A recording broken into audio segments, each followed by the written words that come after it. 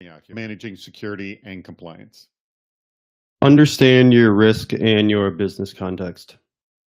That's some good advice. All right, Chris Himes, do me a favor. Give me some bad advice on managing security and compliance. In order to improve compliance, stop hiring security engineers and only hire practicing lawyers. There you go. All right, give me some worse advice, Matt. Just tell people what they want to hear. They can't really figure it out anyway. Oh, God, the two of you. Really bad advice. Let's Get begin ready. It's Super Cyber Friday. Oh, let me show the screen. Here we go. Welcome to Super Cyber Friday. My name is David Spark, and today's topic is hacking compliance versus security. It's an hour of critical thinking about, listen to this, why checking the box is good. In fact, that's Matt's line. I love it. All right, let's introduce our guest today. We have from Riot Games, the CISO, Christopher Himes. He's the one with the larger beard than Matt Cooper, who has the smaller beard. And he is the Advanta. He is the Senior Management and Privacy Risk and Compliance Officer over at Advanta. Thank you very much, both Chris and Matt. And our sponsor today is Vanta. Thank you very much, Vanta, for being a phenomenal series. We greatly appreciate it. And Super Cyber Friday. All right, lots of different ways to participate. Let me just cover the bad idea and the tips. The bad idea is how not to balance compliance and security. That is your bad idea, how not to balance compliance and security. And by the way, just so you know, there are the winner of the best bad idea, which we determine next week, can win an awesome CISO Series jacket, of which I'm not wearing right now, but we do have an awesome CISO Series jacket. If you already won one, you get an awesome Amazon gift card too, which you can start purchasing jackets of whatever heck you want. But our 10% better tip will be how to improve the management of security and compliance. So any tip you have on that, remember it, label it either bad idea or 10%. Other things you can do, involve in the chat room, join us on video with Bring Me On. I just noticed that somebody wanted to come on video. Just a second. Or ask a question. If you look in the right-hand corner where all the little icons on, there's a little speech bubble with a question mark in it. Go ahead, ask a question. And you can also vote for your favorite question as well. All right, today's schedule, good advice, bad advice, with the bad idea and 10% tips. We'll play the public interest. We'll play the Department of Yes. We'll have our last questions and final advice. And then we will have our meetup. I do also want to mention that our next scheduled show, actually, we have actually two scheduled shows before this, but I do want to mention this one, Hacking Breach Response on 3/8/24. It's an hour of critical thinking about recovery, containment, and remediation after a data loss event, which would be a great topic.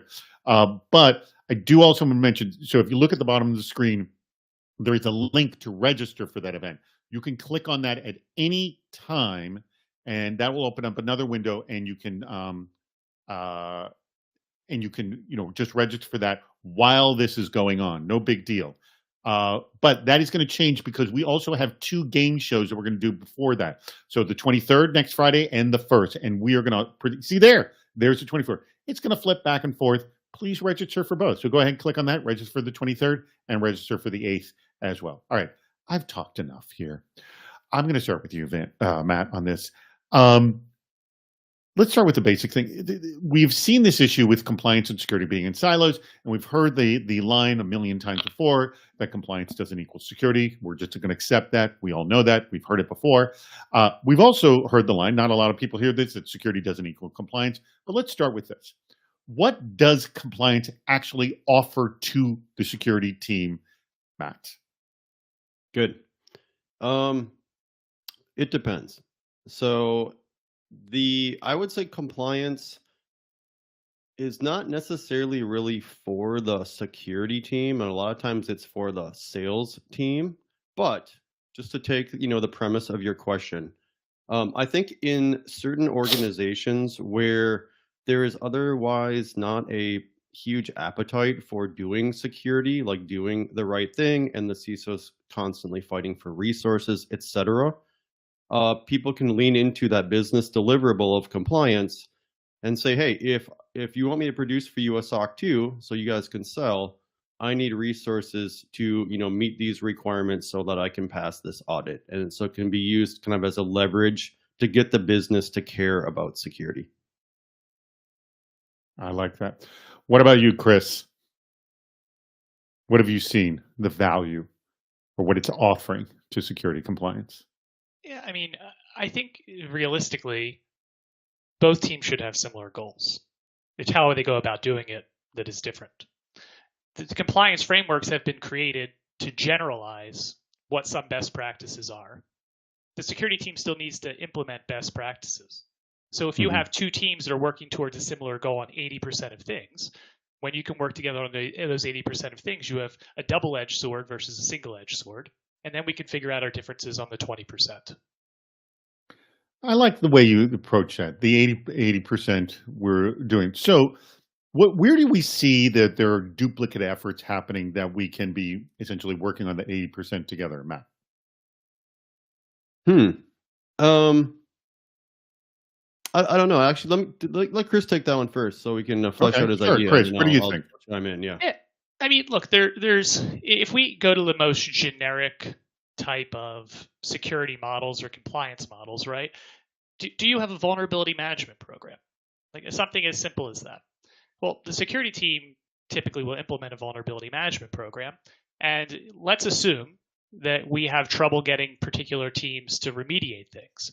Now, the question is, who are the incident responders if something goes wrong? Well, typically it's going to be the security team. So they want to see something fixed. They do not want to see a compromise of anything that just for the company, but also because they don't want to work 24/7 for the next month and deal with all those things. If we're not getting progress on that side, and we have a proper policy in place that says you should fix X within Y time, the compliance team can actually act as that secondary pressure point to say, hey, here's a thing the security team has worked with you to do. You're not remediating it. Can you please help prioritize? Now, we always hope we don't have to ever get to that point, but that's an area where we can act in unison to solve a business problem. So good old fashioned vulnerability management. Yeah. Well, Matt, anything to add to that? Yeah. No. No. I like that. I think just the frame that, hey, as you do the right thing, as you mature your security program, in theory, you're eliminating problems for your future self. You're going to have less bugs in your code. You're going to have, less painful incident responses if you don't have a whole bunch of vulnerabilities out there ready to be exploited. I think that's a good point. Let me just mention some things that are seen in the chat room. I really like what Michael Swinarski says. Compliance can help start the conversation of aligning security to the business. I think this is a really kind of excellent point to make because, I mean, often you cannot be in business unless you have a compliance program. So technically, it has to start there. And we start with some frameworks at that point. And also, I saw a bad idea for Andrew Aiken asking my mom if we're compliant and get her to provide a certificate printed on a sheet cake. This is a good idea. Good idea, actually. I don't think it's bad at all. Let me remind people, click the link at the bottom of the screen to register for an event on March 8th. And we will also see the link for our event, which will be the game show. We're playing Super Cyber Game Show Friday next week. All right. So let's talk about that. Have we seen compliance act as a security leader? Either one of you jump on that. In kind of what was mentioned by Michael moments before. Chris, Matt? You want me to start? Okay, I think at one point in time, definitely we did, right? Like definitely, this helped organizations to understand this like fundamental baseline of best practices, across the whole organization. And I definitely think that's still the case, for some businesses, maybe smaller, younger businesses. However, especially in the technology industry, as businesses are more mature, I think a lot of these best practices are sort of ingrained in people's mentality, in their experience, in their role. And so a lot of companies are coming with the level of control you might need to meet a basic standard, a fundamental standard like the ISO 27001 or SOC 2. I think people are just kind of bringing that to the table now. They just understand it. This is sort of part of our DNA, if you will. And so they're not necessarily driving things as much as they were, at least these fundamental standards. All right. Amir Niazi, bring Amir on. I think he had a question or a comment to make. As we're waiting for him to come on, I did forget to mention one thing at the very opening is at the end of this hour, we do our meetup, and I'm noticing a lot of new names in the chat room. Love, love, love seeing that. So thank you. Welcome everybody here for the first time. If you're here for the first time, let us know. Hello. Oh, that's Amir. There's Amir. That was the noise. How are you? Nice to Hey, be here. Amir. This is my first time. I'm super comment. excited to be here. So thanks for having me. So question or comment on this topic? What do you got? Yeah. So a lot of times I've seen compliance programs, like everyone says, check the box kind of deal, especially when you get into the regulatory organizations and just want to prove, or hopefully fake proof to the auditors to say, hey, we have a really robust compliance program, but you don't have a leg to stand on. I think that's that's a bad place to be. In general, my opinion is a compliance program from a second line perspective definitely help challenge the first line and make the overall security program better. That's just my 2 cents on that topic. Excellent point. Anything to add to Jen? Thank you very much, Amir. Chris, Matt, anything to add to Amir's comment there? I mean, I think the only thing that I would say is I can speak for Riot, how Riot operates. Like compliance is actually much larger than just security. Mm-hmm. Data privacy, there's financial compliance, right? But if we just keep in the security space, I don't see them as ever even perceiving they should play the role as leaders, right? Because they're not necessarily, yes, it is important to the business, but they're not driving forward the business value, the thing, right? They're helping the business operate. So I don't think they need to act as leaders. And if they acted as leaders, I actually might see that more as a negative than a positive, in all honesty. Or your security leader is actually not doing a good enough job. Chris, I'm going to ask you to do one small thing. Take your microphone, put it below your lip, because we're getting a lot of plosives off of you. There you go. You're going to sound better that way, so we don't. Is that good? Good. That sounds good. Actually, you can raise it up just a hair. Just when it's right there in your mouth, we're getting your plosives too much. All there. right. All right. So the two groups have two very different goals. Are there tools or efforts that you see, Matt, they're like, because we were talking about the 80% layover. Are there any tools or efforts you see that like, hey, this is one place where we don't have to double our effort? Have you seen this, Matt? Yeah, I mean, I think to Chris's point, they don't have such different goals. I think ideally we're aligned on the same goal, which is to secure the organization, help them to sell. I don't see duplication really as like a terribly big issue, at least in our organization. That being said, we seem to have a pretty good program where we're all aligned on the same team. So yeah, that's a hard question. Let me jump to Drew's round question. It's a good one. And before I do, the link for the Super Cyber Game Show Friday for next Friday is up. Please go ahead and click on that, register for that. But here, Drew Brown has a really good question here. And I think this is good. And my feeling is this is where you have to have conversations with your auditors. But I'll start with you, Chris. How does compliance respond when security removes a control that is ineffective or not cost effective? This has got to be, correct me if I'm wrong, this has got to be a conversation with your auditor. Yes? I mean, absolutely. I mean, first, it's a conversation. How it works at Riot is it's a conversation. I won't just turn a control off, obviously, but it is a conversation that I'll have with our head of compliance, and then we'll say, hey, do we actually have a case to put together here? Because also our auditors, some are much more stringent to the book. Others can understand compensating control and risk. So we'll have that conversation. But we absolutely need to talk to the auditors, or we're going to be in for some trouble later. Yeah. So Matt, you keep nodding your head. What would you add to this? This is actually a pretty important point. This is why you don't let your auditor drive the bus. So I think that definitely a principle should be do not do things for compliance that don't have a material security benefit. If there's a compliance quote unquote requirement, unless you're in a extremely rigid and regulated environment where you have absolutely no say, so like say federal government, something like that. But for most commercial organizations, these frameworks are not that rigid. They're much more flexible. However, your auditor, might not understand that. Your auditor might take a somewhat, a rigid approach. Like an example I saw in the wild was, some smallish company was told, you need to have, asset tags, like physical asset tags on all of your endpoints, which you absolutely do not, to meet ISO. And what you don't want to do is say, oh, hey, because our auditor said this, let's go spend the money to now, retag all of our assets if you in fact don't care about that control. And so absolutely everything must have a real security benefit, and the security benefit must be worth, the cost and effort to doing it.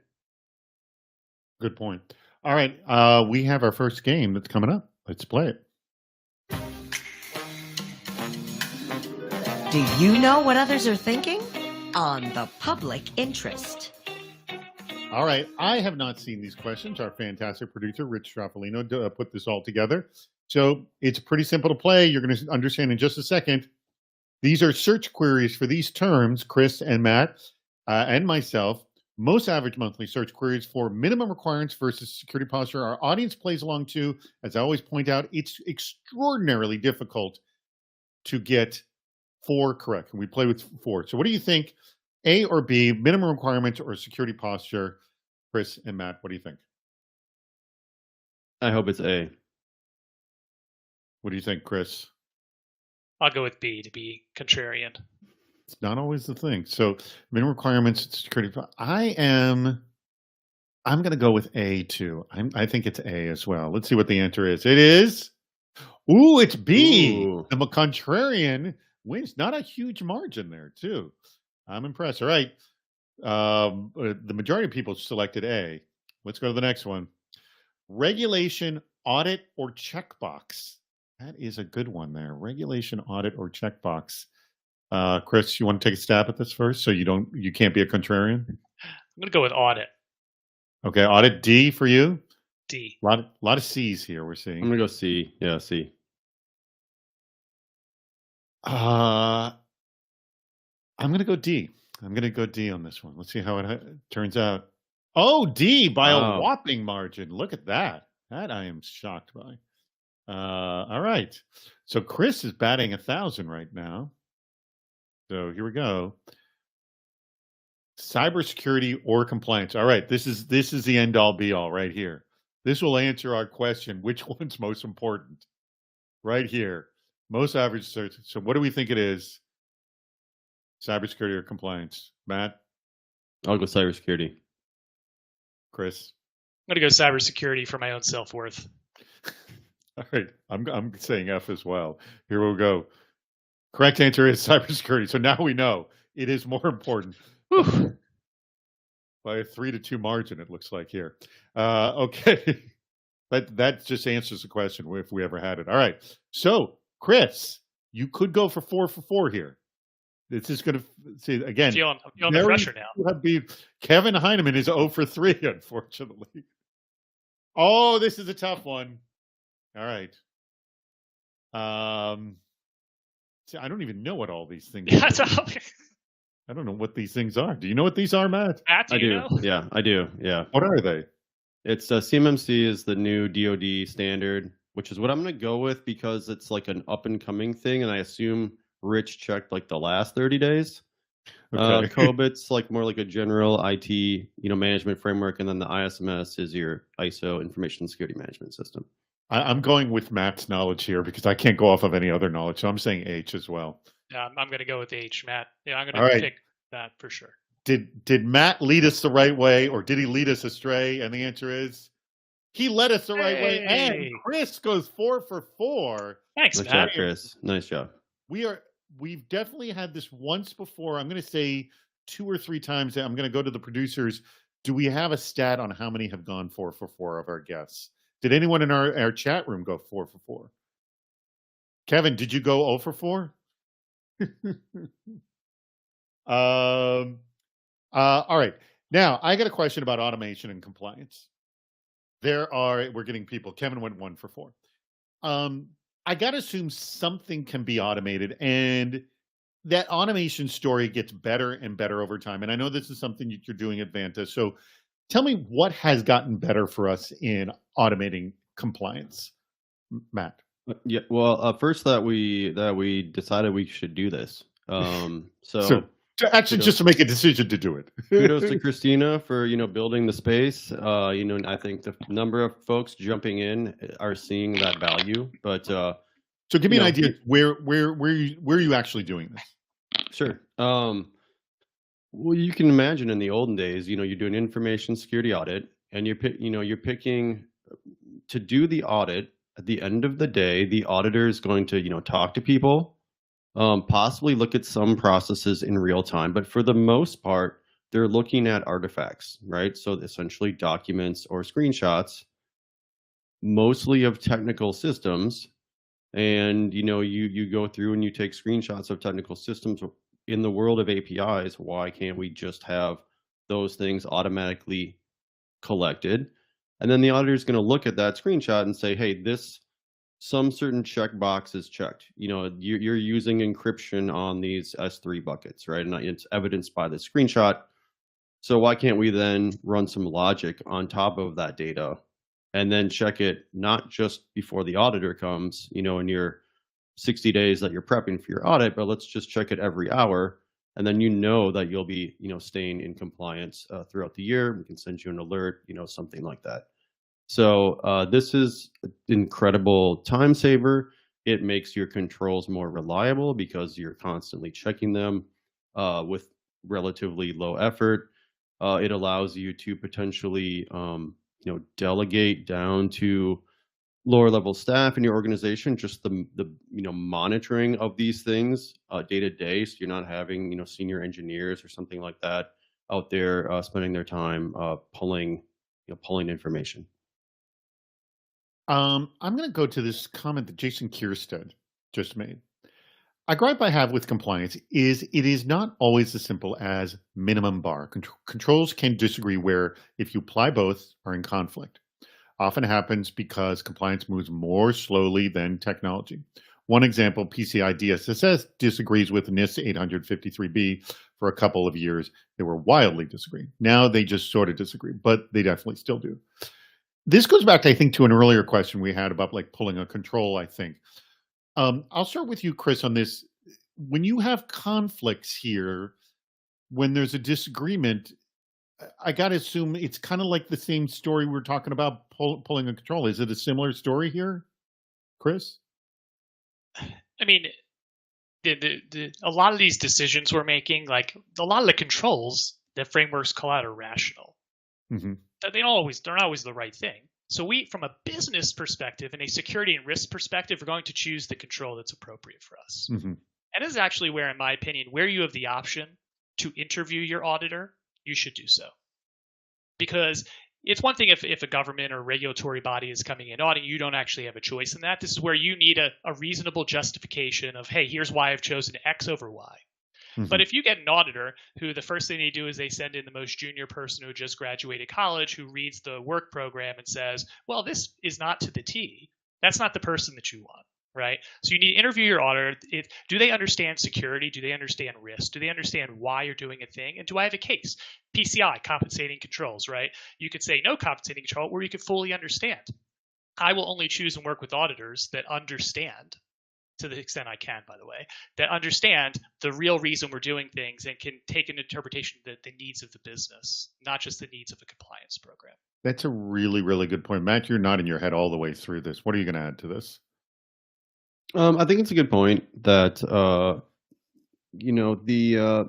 things change, things evolve, and we come to a better understanding of what's secure. I don't know what the commenter was thinking about, but I think of things like changing passwords. I think this is like a classic one where the conventional wisdom was like, hey, every X period of time, every 90 days or something, you change your password. And then NIST thought, hey, like actually that's not going to make the password stronger, it's going to make them weaker, you're always having to change them. And so maybe we shouldn't do that, right? And might have changed the guidance there. That's a challenge in the fact that threats evolve fast, the world changes fast, technologies change fast, but these frameworks just, by their very nature, like they can't evolve as quickly. It's a multi-year cycle, for these things to update. And that's just, I think, a tension that we are going to live with. Right. Oh, yeah, just Oh, one thing, David. Like Go if ahead. if I went to the CEO of my company and I said, "Hey, choose, one or the other: fail a compliance audit or have a breach that leads to pain for our players and our customers," they will always choose to fail the compliance audit. So that's how I frame it. What is the better control for our business that's Well, going to make this is a what's worse scenario too. I Yeah. mean, Yep. but I also throw out, like, they'll always say fail the compliant, but the thing that's good about that, and that goes down to what my co-host Mike Johnson says, is if there are two bad things, and one of the bad things I actually know the absolute number attached to it versus the other, I'll take the other one that's the absolute number because it's a known entity. And people like to operate off a known. Compliance failures are known cost failures, unlike the other, like a breach. Like, who the heck knows who knows what the repercussions could be afterwards. Right. Let's go back to the discussion of automation. I'm interested to know, have you seen any automation benefits yourself, Chris, with compliance? Yeah, I mean, I have, in the sense that the resources that we have to fund security engineers are not infinite. Mhm. And if I have a team of 50 people, they can only be awake a certain amount of hours a day, monitor a certain amount of things. That automation, whether it be for compliance or any of the other detection mechanisms we have, is the only way we can actually, in an environment that is global with tens of thousands of systems, 50,000 workloads running at any given time, that we can actually find a needle in a haystack control that has been turned off. So, Mhm. and when we say turned off control, people are like, well, how does that happen? Well, one, we're a gaming company. We're not a regulated bank. We put Mhm. controls in place to protect the business, but we also don't want to block our engineers from developing or something. So we still give freedom for people to make changes that are appropriate, that are things that are blocking. We work with the developers. So those things sometimes happen without the right communication because it's a complex environment, and they sometimes maybe are forgotten to be turned back on. This automation, these detection mechanisms help us understand how quickly we need to act, respond, was something correct or not. Very good. Where do you, Matt, see the simplest and easiest automation next step with compliance that, and I'm going to take this question a second step further, is that will also benefit security as well? Like, if I'm not doing Sure. anything, like what Chris said, if I'm not, we don't have infinite resources, where should we be looking first? Sure. Okay, so one of the I think the low-hanging fruit for automation is basically leveraging what we've already been doing in security automation. So this idea that you have configurations, right? Configurations of your cloud, and those are highly dynamic. The cloud's very changeable. Lots of people, lots of developers have access to things, can spin up an S3 bucket or what have you. And so it's just like physically impossible to be secure without constantly monitoring those configurations and what that looks like. Are you exposing something publicly? And so leveraging that sort of automated monitoring and then pulling that into a compliance lens, where that's important for something like your audit, or even giving visibility into executive teams, or other management teams or other parts of the business into, a carefully curated set of data that's important to them. Like, I think that has both security benefit as well as compliance benefit, which is great. However, the hard part of automating compliance is that checking those configurations, whether your S3 bucket is encrypted, that's actually only a relatively small part of these audits typically, because they're a business-wide framework. And really the primary focus is on the business process of managing the risk in your environment, and that the actual technical checks are just like a small part of that. So like an easy example might be, do you review your firewalls, right? Well, okay. So what you want to see is, you have a process, maybe you have a policy that says you're going to do this, maybe you have a calendared, Okay. time to do it. An engineer comes in, pulls the firewall rules, and validates that these are good and appropriate, and that everything that's open has a business justification. Um, and then you look at the actual firewall rules themselves.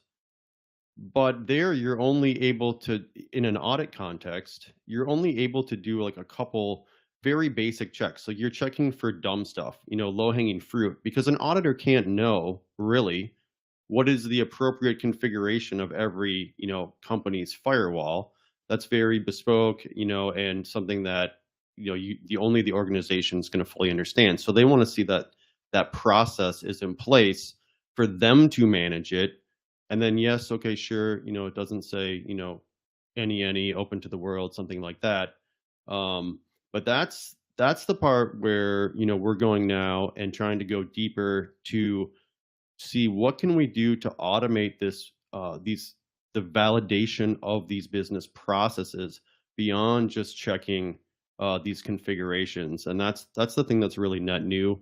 It's not easy to do, but I do think that also has security benefit, because just like you're checking that your S3 buckets are encrypted, you're now able to check and monitor that these business processes are ongoing and functioning appropriately.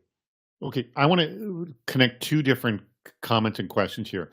Eric Smith has asked the question: could compliance also apply to management? And then, in addition, this comment of what James Sperrenberg said of 10% better: make sure your policies 100% match your practice. Most compliance comes in the form of, do you do what you say you do? And Chris, I'm going to go to you. This seems like a business philosophy. Like, there are businesses who talk a good game yet don't do the thing that they say they do, and there are people who talk a good game and then if you actually see it, they're actually doing the say that they do. So this seems like this is really ingrained in business philosophy. Yes, Chris? Yeah, I think the answer to that is yes. It should be ingrained in business philosophy, and I think in general it is. I think we do need to delineate between like a larger scale regulatory compliance framework where you were told you must do this, a la banking or something, or healthcare, or a company like mine, who, yes, we have some of those government regulatory things in different countries, but in general, the things that we're talking about from a compliance is, hey, we have aligned as a company a level of risk we want to accept. This is how we operate. I've aligned with the CTO and the CFO and a bunch of other people of what controls we want to put in place and what should and should not be working, what we're willing to accept, and then actually ensuring that those things are continually followed. In that construct, of course, like these are all business related, but we can't eliminate the world of like HIPAA and other healthcare frameworks, where you have no choice. Matt, the theme of this whole show was why checking the box is good. And do you think cybersecurity professionals are checkbox averse? And then at the same time, there is a book out called Checkbox or Checklist Manifesto. I don't know. It's like very well known in the industry. People love it. And a lot of cybersecurity professionals do embrace it. So are we getting acceptance or are we getting rejection on the whole checkbox concept? It's complicated, right? So also, I know a senior engineer in our team loves that book. He just was talking about it the other day. Checklists are a great tool. That's why we use them. It helps you to follow steps and, make sure that things happen that you expect. I think the gentleman who popped on for a minute earlier, he kind of talked about the negative idea of why you don't want to check the box. And the idea is you prove to your auditor that you do something at some level that you don't really do very robustly, or maybe at the level you implied, by what you presented to them. That is obviously bad. You don't want to misrepresent your program or, imply that you're doing something that you're not. But, where I think checking the box is good is, a compliance framework is just one tool in your toolbox. It is a business deliverable. It's a business deliverable that you need to get done. And, if you can get things done that you have to do, why would you not want to do it like as easily as possible? And so that doesn't mean your security is bad or you're compromising your security. And that's not, if you have to do that, that's not a worth it trade-off. But at the same time, making your audit relatively easy, that's good, or if you can do it cheaper or, again, check that box, why not? I like this. All right, I think we're going to jump into this game quicker than normal. Hello, welcome to the Department of Yes, where no request is ever rejected. All right, we have some bad ideas from our audience. This idea I really like. This comes from Gabe Silva, and here we go. Start an auditing organization yourself. And start an auditing organization so you can actually audit yourself and always pass compliance. Security is not necessary if you are compliant. Now, I don't even think that second part is necessary, but I like this idea of starting essentially vertically integrating here and audit yourself and always pass compliance. Why is this a great idea? Matt. You have control, you have a guaranteed result, you now have a new business line, and boom, yeah, more money, full compliance, all the deliverables. What's not to like? Matt, I'm with you. Chris, why do you want to do this? And we said earlier, right? Compliance is just business decisions. So every time we patch a bug, right, we actually create outages. It costs us money. So if we actually set a policy that says we will not lose money by patching bugs, and then we set up auditors to ensure we're doing those things, it's only beneficial for the business going forward. Good job, Gabe. And by the way, I would really look forward to investing in that business right there. All right. Let me see.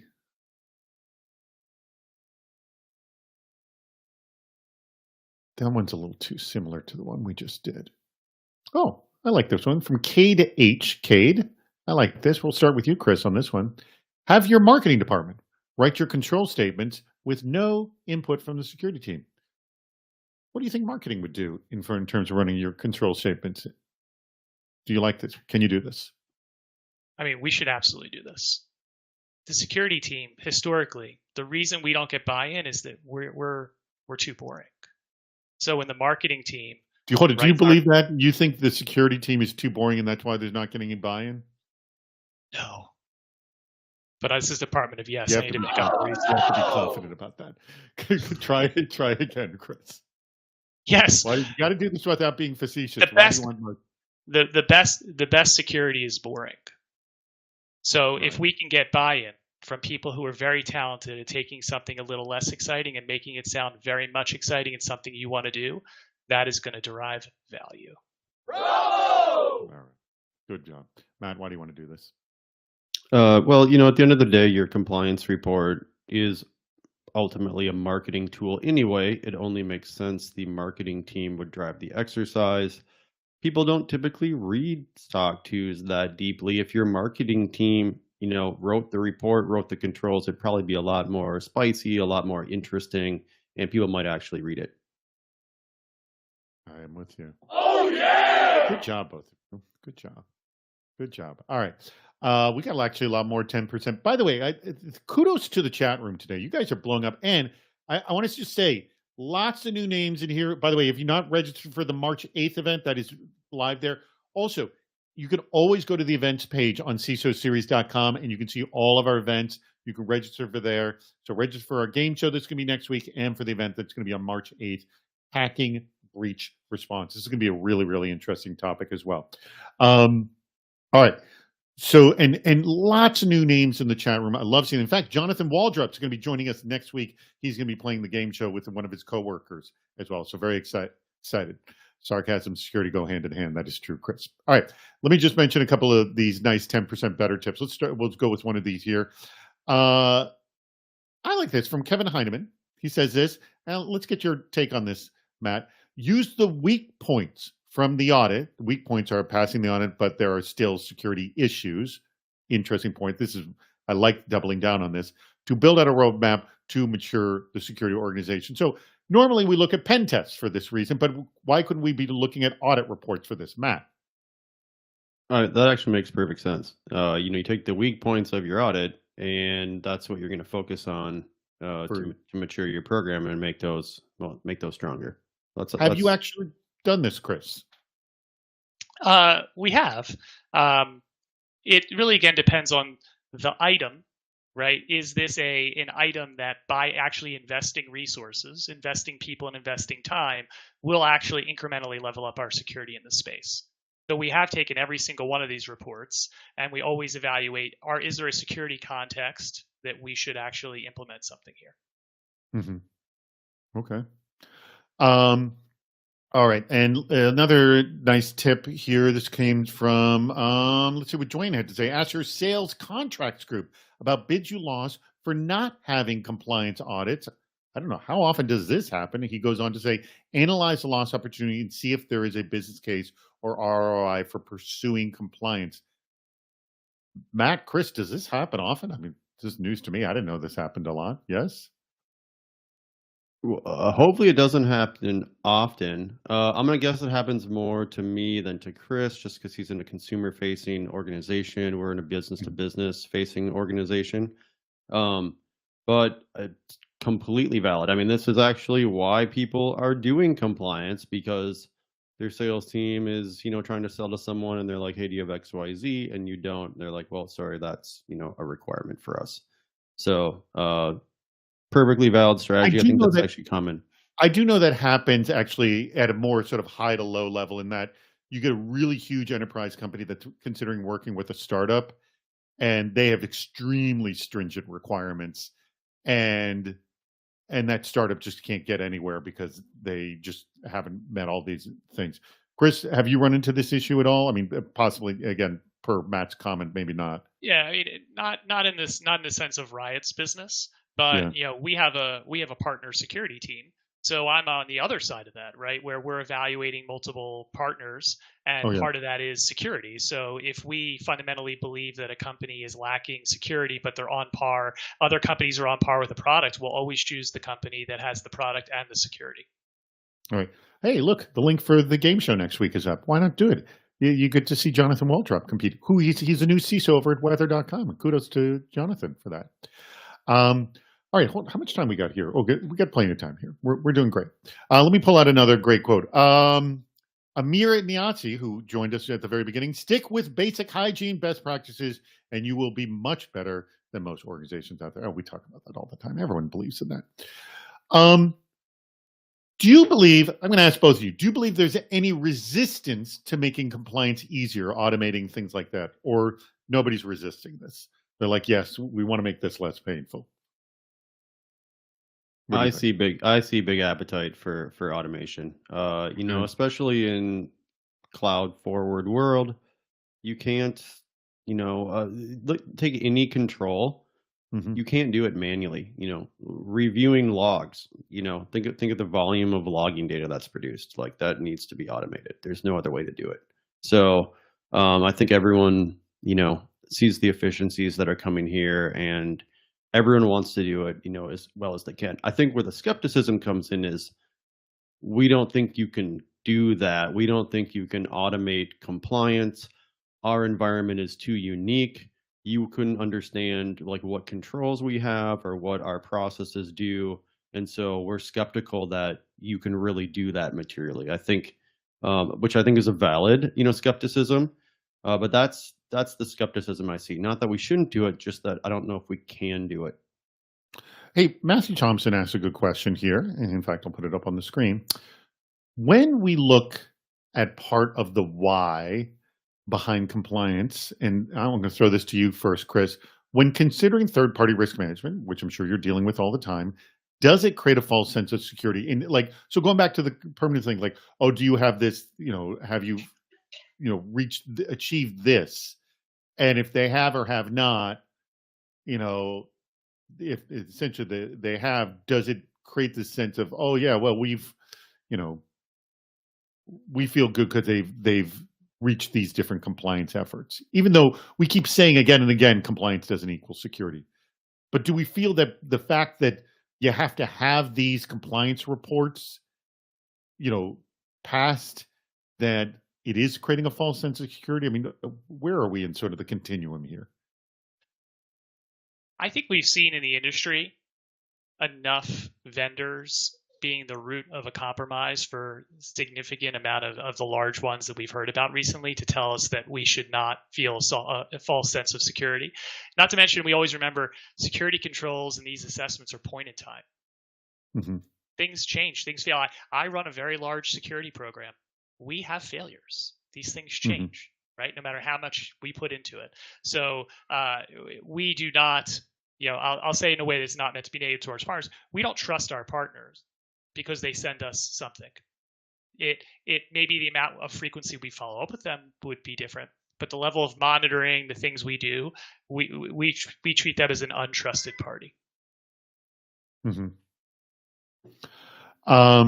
Matt, you want to add to this? Yeah, this is I think we're to a point now where no one believes you're secure because you have a compliance certification. And so and should we see this as good? Yes. I think that's right. I think that's the maturity of the market. Everyone's been on the auditee side and they're like, you know, that wasn't that hard, or that I don't know what that proved. It's painful for businesses because, you know, one of the selling points is it's going to make your sales process easier. That's still true, but it's not just going to, you know, quote, check the box, you know, on that deal. Depending again on what you do, it's like, you know, you have to have it, but then you have to have other things more. You know, it's almost like a college degree. You know, if you go to an interview and they're like, why should you hire me? Well, I have a college degree. Well, that's, you know, that's not how it works. Like, they want to know what specific skills you have, your specific qualifications for this role, etc. But maybe you also needed to have a college degree too. You know, it's kind of like that when you're doing security. It's like, well, we want to see that you have this fundamental thing, this fundamental, you know, level of seriousness or commitment to the program. But then in addition, we also want to see your pen test and we want to see your risk assessment. We want you to fill out, you know, this 300 question questionnaire. I mean, it's kind of like, it's just like we have to create some kind of filter, and this is where the filters begin. Hey, you know, our fantastic producer Rich Straffolino has created images of the bad ideas. So let's just take a look at these. How not to balance compliance and security. Put HR and marketing in charge of compliance, from James Sparenberg. Look, that looks like a well-run office, doesn't it? Look at the banner ads. I'm not against banner ads to promote like better compliance and security. Are we down with that? Although those compliance banner ads kind of stink, but I'm not against it for the message. It's a fun place to work right there. Base your security program on an industry recognized framework. Base your compliance program on a Ouija board. Michael Swinarski.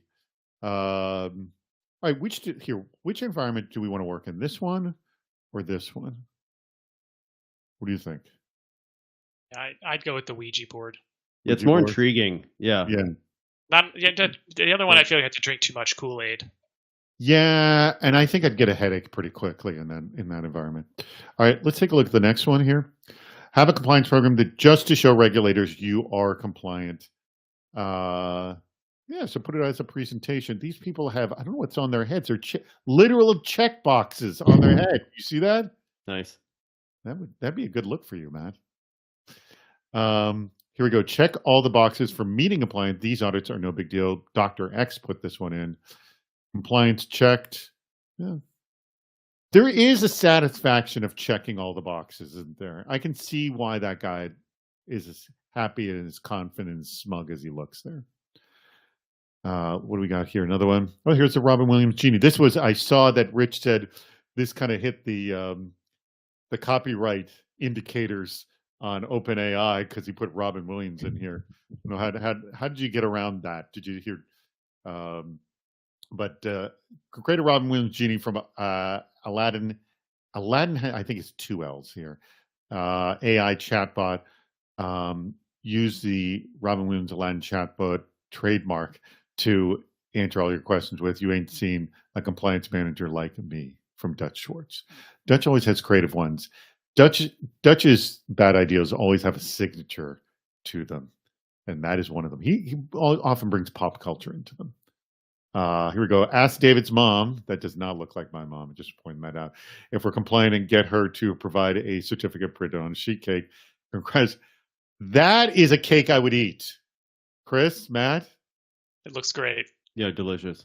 Andrew Aiken, David's mom. Her name is Barbara, by the way. You can put Barbara Spark on the cake. We got more here. Initiate allocation of the IT budget towards technology investments prior to conducting risk analysis aligned with compliance requirements from Marco Castilla. Oh my, that looks painful. And he's in that thing. That would be painful. That doesn't look good. That is our last one right there. Excellent job, everyone. Excellent job, Rich, for all these images. Whoops. There we go. Let me do this. We are actually coming close to the end of our show. Let me do a quick wrap up here, and then we're going to come right back with last thoughts on this. Hey, huge thanks to your company, Matt Vanta, for sponsoring this very episode. That's awesome. And thank you very much to everyone else for participating. I so appreciate when the chat room blows up, and especially everyone new who's joined. I'm going to speak to you, all you new people. I want you to join our chat room. By the way, click that link for the March 8th event if you haven't already, because that is going to disappear in just a moment. Starting in, I'm going to say close to 100 minutes from now, actually, is Cybersecurity Headlines Week in Review. And we've got Trina Ford, who's the CISO for iHeartMedia. She's fantastic. We had her on a different show before. We asked her to be on Cybersecurity Headline. Essentially, get a wrap-up of the week's cyber news in about 20, 25 minutes and get some insight from an expert, and that would be Trina. Stick around for our meetup. All right, now we can change that link to our meetup. All right, you can click on that at any time now. That'll take you to this other platform called Toucan that allows just to simulate a sort of a party atmosphere where you're a series of speech bubbles, and you click on a speech bubble and you chat with other people. Try not to all join one thing. Have multiple conversations going on in different sort of speech bubble groups, if you will. If you're brand new and you haven't participated before, we want you to join that. I'd like to chat with you as well, so please join that as well. And if you want to sponsor a Super Cyber Friday, why not just email me at david@cisoseries.com. All right. With that being said, we have about 7 minutes left in the event. What have we not discussed here, Matt, that we should have been discussing? Is there an issue that we have not approached that you want to leave everyone with that we have not mentioned? I think, if we're getting toward closing and just our thoughts here, what to take away. Take ownership of your compliance program. This is just a tool, and then use it wisely. Like, it's your responsibility to use it for good, to make it, help the organization to efficiently become more secure. Just, use it as a tool. Don't, let it drive you, but just take ownership of it. Understand really what's required, what the expectations are, and then, how can we use it for the organization's genuine benefit? All right. Good thing. And I'm going to come back to you, Matt, on something. Chris, anything on compliance versus security that we have not addressed that we should have been talking about? No, I mean, I think we covered most of, truthfully, my perspectives on it. I just So want we to make solved all the problems? solved. We gave the foundation. That's what we do. We do it in 1 to hour. drive it forward. But it's truthfully like the relationship between security and compliance should not be adversarial. Yeah. Should not be. And the automation dynamic we've been discussing is we are in an age with cloud-based technologies, APIs, where compliance, as we consider it in that context, can be automated significantly. And we, as an example at Riot, we will not hire within my organization someone to do this compliance level without engineering capabilities for this reason specifically. I want to go to this question that just came in from James Sparenberg. NIST is now moving away from the idea of you must be this tall for this ride style of compliance and certification. What are your thoughts on this? So let me just sort of add to this in a second. When you hear compliance, it kind of is synonymous with you must be tall for this ride. But as we have discussed, having conversations is part of the experience. Is this really that new, or is it sort of like this has been kind of understood in the industry, Matt? Yeah, I think this has been around. Different frameworks emphasize one or the other. Some say, thou shalt do these things, and it's very prescriptive and specific, and that has some benefit. Then if someone meets that bar, that's exactly what they're doing. Other frameworks say, hey, this is a risk-based approach. They're influencing you to govern your program, based on risk. But at the end of the day, it's highly variable to how one company is going to do it versus another company. Mm-hmm. And so we're going to live forever in the squishy gray middle. It's not black and white. There's always this nuance there. And there's always some tension between, do these specific things versus every company is different. Every risk profile is different. Every technology is different. And so, we have to have the flexibility to apply those appropriately, for our organization in a way that makes sense and affects our actual risk. Chris, I mean, this is the model we've already been operating under. Is it like just NIST late to the game, or what's the deal? I mean, look, I'm happy they're playing the game, because at this point in time, yes, I think. Look, we go back to like the whole question of check the box. Like it's just a negative term, and it's a negative term because it's the one size fits all. Just like the security being the team of no, it's a meme that has existed. But realistically, we talk about it still, but that's not how security has been for a long time. Like at least in anyone I know, an ugly lingering brand. Yeah, it's ugly lingering brand. Just like the word compliance, no one wants to be told to comply. Right. But like if you could use a framework and say, hey, this is actually how I'm going to measure my program. I'm going to make decisions around this. Like, let's measure ourselves. That's how it really, truly benefits you. And that's how I think most more I'm going to call them modern companies who have evolved have been for many years now. Mm-hmm. All right. Matt, if people, I'm going to let you have the last comment about Vanta and yourself, and if people are interested more in Vanta. Oh, did we put up the poll? I'm sorry, did it? I want to give everyone just a minute. Would you like I didn't even ask you, would you like a warm handoff to discuss more with Vanta about what they're doing in compliance? Let me give you 60 seconds on that right now. It's 5:20, 60 seconds. While they're doing that, go check on the poll. That's a little icon on the right there. Go, please go click on that. Yes, great. They're coming in. Yes, that would be great. Go ahead, vote. In fact, if you answer either one of them, we'll give you a nice warm handoff. So one has already as well. But how could people get in touch with you, Matt, if they are interested? Cooper at Vanta. Cooper at Vanta.com. That's great. And by the way, is Vanta hiring? Oh, you bet. That's good to hear. So if you're interested in hiring, and look at this, lots of votes are coming in. I love seeing that. That's excellent. Awesome. Get them in. More votes. That's awesome. Thank you so much, Matt. Thank you so much, Chris. And thank you to our awesome producers. That would be Aaron. That would be Rich. That would be Andrew for making this show happen. Oh, Jesus. Lots of votes. Lots of people want to talk to Vanta. It's great. Guess what? You can talk to Matt right now, too, if you join us in the chat. So do me a favor. Click the link at the bottom of the screen. Join us. Chris and Matt will be there. Chris, let me ask you, Chris, are you hiring too? We actually just filled our final security role 2 days ago. So at the moment, Riot has hires overall, but not on the security team. Not on the security team. They just hired. But it's always good to know Chris, because one of those positions will open up. I know it. Because someone is going to make the mistake and leave Riot Games. I hope it happens not. all the time. They're going to make a mistake. Everyone makes a mistake at one point.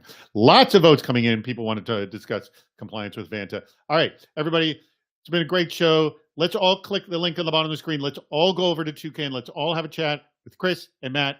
Talk to you later. Bye, everybody.